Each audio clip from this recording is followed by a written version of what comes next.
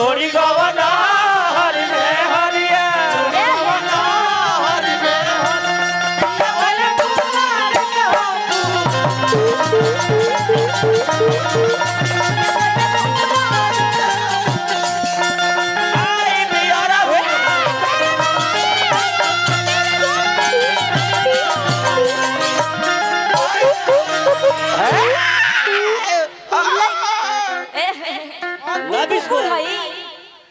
जी कुकुर है कि मार पता झोंक ना कुकुर ना उन्हें कुकुर हमरा कम से कम 500 देब तब हम हो जा रहो। अरे खड़ा होके दे दी देखो तनी कैमरा में भी लोड होता टे एक खाला गई रही हो एक खाला गई रही तो चिन्ह तनी जे कावना में से दी अरे ब्यास के जीव चली दे लगे के समय नहीं खे हेजलिया के दी तो आ जाए खड़ा हो खाली पैसा दे हेजलिया के दी इधर आइए वाह बुझा गए हेलो बुझा गई दारू पे का मुंडे बुझा गई अब रोडे रात नहीं अच्छा कमरा ली रोड लोग मत कर वीडियो ना नहीं खन करके चुपे चोरी चुपे चोरी काम हो जाए रास्ता छोड़ो अब भाई बाबा चुपे चोरी अरे हो जाए एक मिनट रौला दे हम बाद में लेकिन यहां के तरफ से देखो तनी जे कैमरा ओपन बटे ओपन कैमरा में रखा तना ले इधर रख ठीक बा दी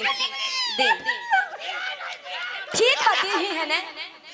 हां दी है ने अरे पप्पा दे दीजिए आराम से आओ हेलो नीले जो तेरे नैना हमारे नैना से चला के सजा लूं तुझे रहना से पलक नहीं होती है मन होती है कोई मीठी जुबान पलक नहीं होती है मन होती है कोई मीठी जुबान कैसे मैं बताऊं कैसे जाना करता है दिया ओ पिया मिले जो तेरे नैना हमारे नैना चला के सजा दो तुझे रहना फिर घराई दिया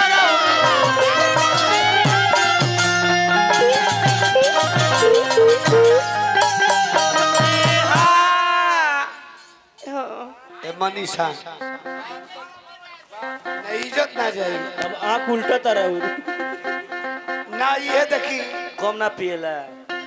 इनका जो है इतना पी लेबे के है ये वीडियो हमारे वायरल भइल इतना ब्यास पिए के है हई पैसा दे ये पैसा दे हम ये हम दिल नहीं चाहत केस तो हला ने टोपी लगा हमारे मेहरारू कहलस कि ठीक बा ठीक अरे पैसा देता नहीं इतना अरे भाई इशारा काहे करता इतना छोट सोच जान लो ये गड़बड़ हो गई बा बड़ी तेज हो यानु मेहरारू इनका के कहलन जे कि इनके के ब्यासी इशारा काहे कोइनी हाँ अरे इशारा ने होखे तो अब का व्यवहार होखे बोल सच्चे दरबार की अरे सुनिए ना हम कलाकार हैं आ कलाकार में ऐसा बात होला अरे प्राणी और व्यक्ति दोनों होला बाकी आप जान लीजिए बाकी हम कहता नहीं वैसन केकरा के हमें के टाइम हो गलो अब हमके बंद कर ले सो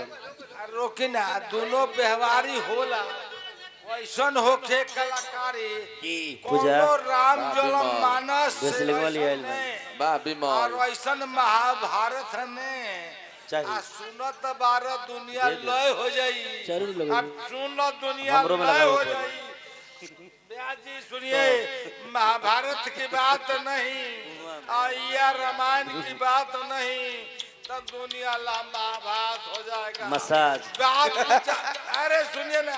बात विचार पर सोच रखिए मसाज व्यवहार रखिए विचार रखिए जय भगत जी भगत जी राउट जोड़ नहीं कर बना रही राउत अरे वाह बैठिए जाए हाँ अरे मनीषा जी अरवा के 500 देनी है। भाई के कद भाई इज्जत रखी तो 500 पहले देवे के पड़ी रो रखे रो जौन देनी है तो 20 को देनी दे दे अध्यक्ष देखिए प्याज के देखिए ढेर छितिर बितिर होता है। 1 मिनट मिजाज ई हमें सब लेकर रख काहे लेता नी और अब छुदराई करे लगनी। चैनल वाला भाई खुद से बालो हमने के होदी कि ना मेहरा नु कहत रे कैसे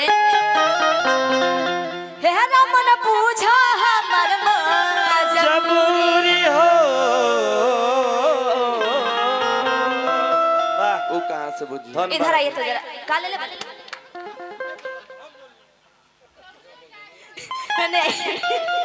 ये गौनाई के मैंने फाट आलाप ए मन पूछा हमर मजबूरी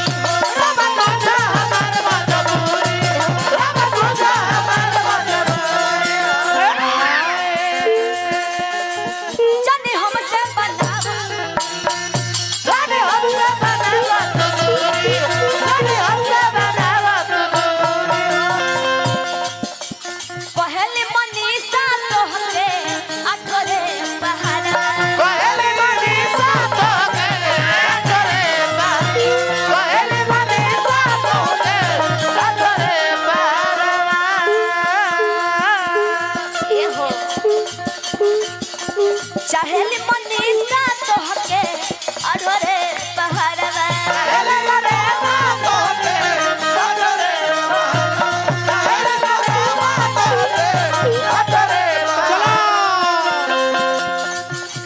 धीर धर आई पयरऊ आओ ना धीर धर आई पयरऊ आई हरा धीरे धरे आई बेयरऊ धर आई पयरऊ आई हरा धीरे धरे आई बेयरऊ सेवा समाप्त। श्री राधे राधे राधे बरसाने वाली राधे राधे राधे राधे बरसाने वाले राधे राधे राधे राधे बरसाने वाली राधे राधे राधे राधे बरसाने वाले व्यास जी की गवैया की जय हई बजवैया की जय सुनवैया की जय जग करवैया की जय श्री राधे राधे राधे बरसाने वाले राधे राधे राधे बरसाने वाली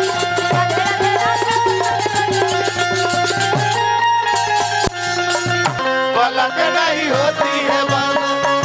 होती है कोई मीठी जुबान पलक नहीं होती है बंद होती है कोई मीठी जुबान कैसे मैं बताऊं कैसे जाना करता है दिया ओ दिया मिले जो तेरे नैना हमारे नैना चला के सजा दो धीरे धरे आई बेयरऊ